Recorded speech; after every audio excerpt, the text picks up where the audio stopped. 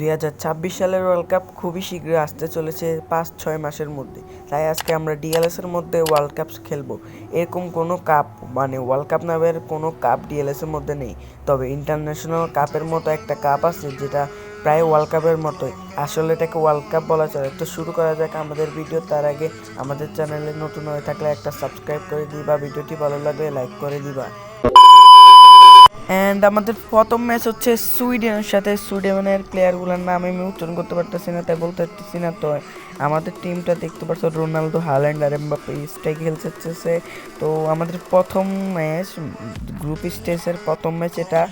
আর আমাদের ওদের স্টেডিয়ামে খেলা লাগবে, সুইডেনের জাতীয় স্টেডিয়াম। এখান থেকে সুইডেন প্রথমে মানে সেন্টার করছে, তো ওরা অ্যাটাকে যাইছে ভাই, কাউন্টার অ্যাটাক ভাই। কোর্তুয়াস দরিস ভাই, রুবেন দিয়াস কি করলি রে?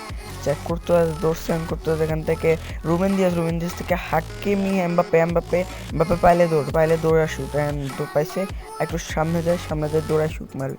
অ্যান্ড এখান থেকে shoot and finally goal, first গোল 10 মিনিটে।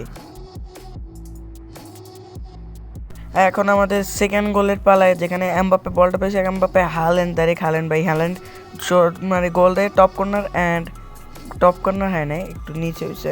সেকেন্ড গোল কিন্তু 26 মিনিট। এখান থেকে হাল্যান্ড আরেকটা গোল। আরে ভাই, এই হাল্যান্ড গোল হলো না। এখান থেকে হাল্যান্ডের ট্যাকেল ভাই, কি করবে? রেড কার্ড দিব নাকি? না, কিছু দেয় নাই, হলুদ কার্ড দিছে।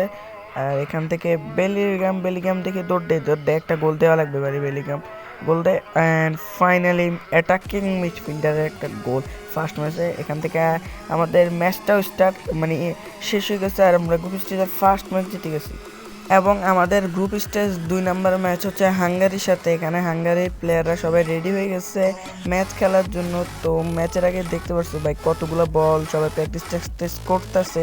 তো এখন ফার্স্ট গোলের পালা, যেখানে কোর্তুয়াস মারলো রোনালদো দিল হাল্যান্ডকে, বাট হাল্যান্ড মিস করছে। বাট গতির রাজে এমবাপ্পে আছে, এমবাপ্পের গতি দেখো ভাই।